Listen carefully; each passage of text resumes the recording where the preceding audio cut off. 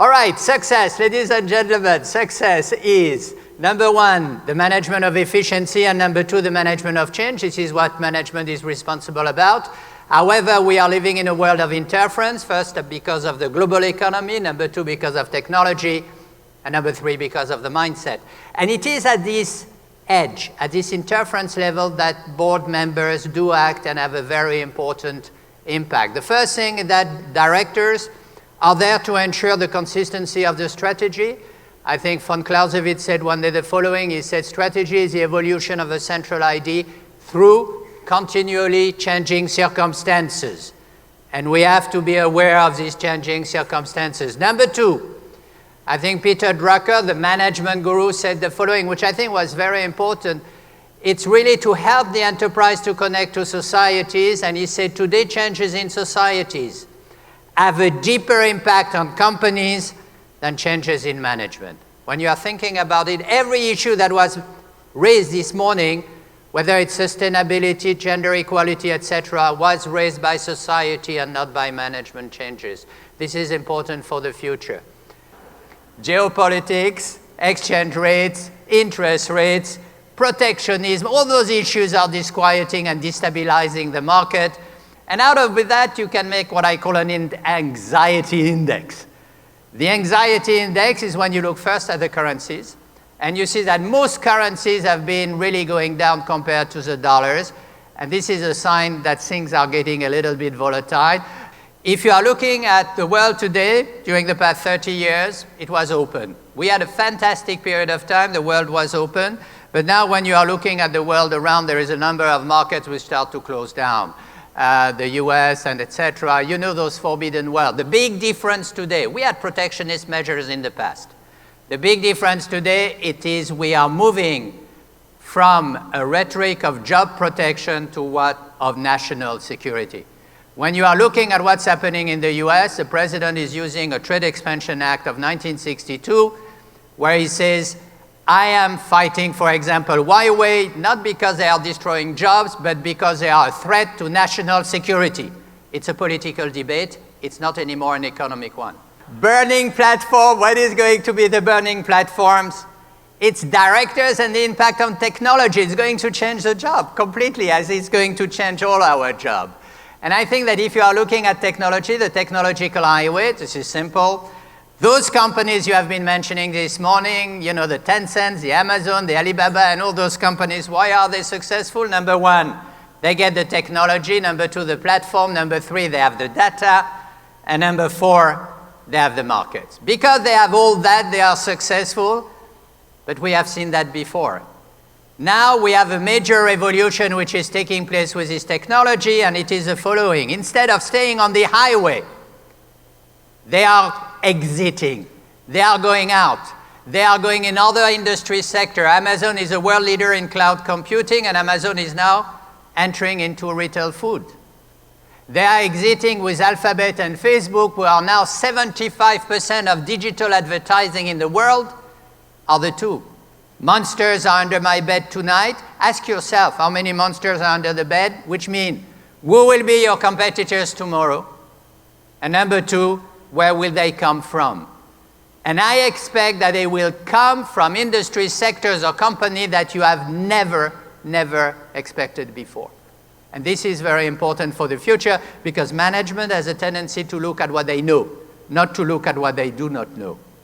And the next challenge is the new business models, which are the consequences on that. We have to challenge the business model because there is a technological revolution. We are in a black hole economy, which means at the center you have technology and money. And this technology and money is absorbing all the innovation. And you have to ask yourself, can small company grow big again? Today, look at the impact of technology companies. If something goes wrong there, it goes wrong everywhere. So perhaps the real systemic risk in the future is not banking, it's technology. And we have to be careful about that. It's all a question of attitude. The first one is resilience.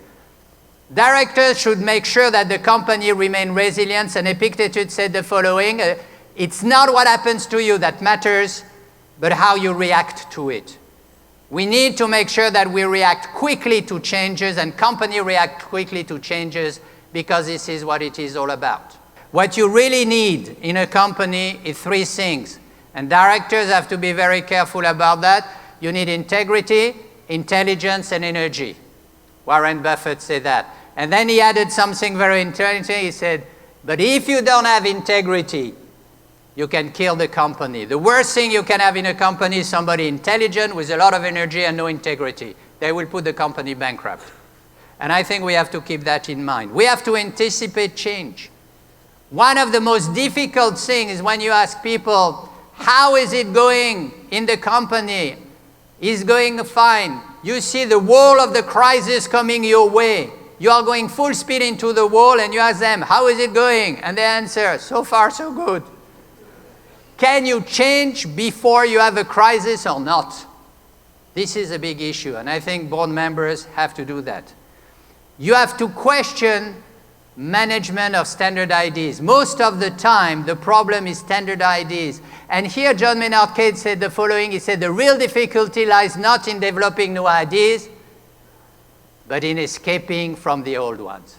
Everything that you put out on screen there, Stéphane, felt like it was, this deluge of information for me. And I want to touch on that precisely because in the opening speech you also heard from the chairman that, there's this abundance of data. So what do directors do? What does a board do in responding to this abundance of data out there? You've got 24-hour news cycles, you've got global trends to catch up on, you've got political changes, tweets coming out every hour from the White House. What does someone do in trying to filter all this information? I think the basic approach is to make the difference between what is urgent and what is important. I think today we're in a world where everything is urgent, but what is urgent is not necessarily important. And I think this is one of the key issues for directors, is to make sure that when they come to board meetings, they have the ability to tell management, all right, you are probably under a lot of pressure to deliver your profit, to look at your quarterly result, etc. But what is really important for the company? Try to get a little bit the longer-term perspective.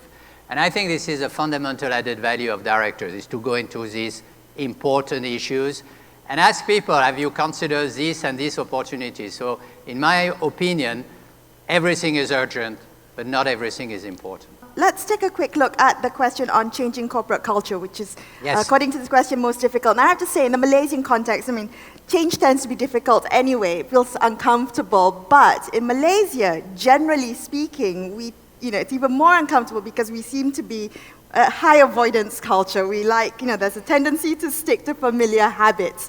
So how would you advise us in the room on how we can expedite the changing of corporate culture process? It just start changing a culture means listening to what's happening around you, listening to what society is expecting and what your employees are expecting. You want to have the best employees, the best people in the company. Make sure that the company has a value system which is in line with the value system of your employees, and especially with the younger generation. Companies have a formidable tendency to forget. Every time you have a new CEO coming in, he says, I'm going to reinvent the wheel. I'm going to do it differently because the generation before, they had no clue. And I think we need a sense of continuity. We are always speaking about change. But keep in mind, people like also to have, and this is a title here, they like to have a compass. They like to know in which direction the company is going. It's like when you are selling a boat, Melissa. You always need a compass, right? Sometimes you get lost. You look at the compass and you feel better, right? You are still lost, but you have a compass. And the value system is exactly that. This is what keeps an organization together. All right. In the last minute that we have left, Stéphane, let's do concrete takeaways. We've got a room full of people here. What would you like them to walk away from your session with? I would say have courage. Don't be impressed by management.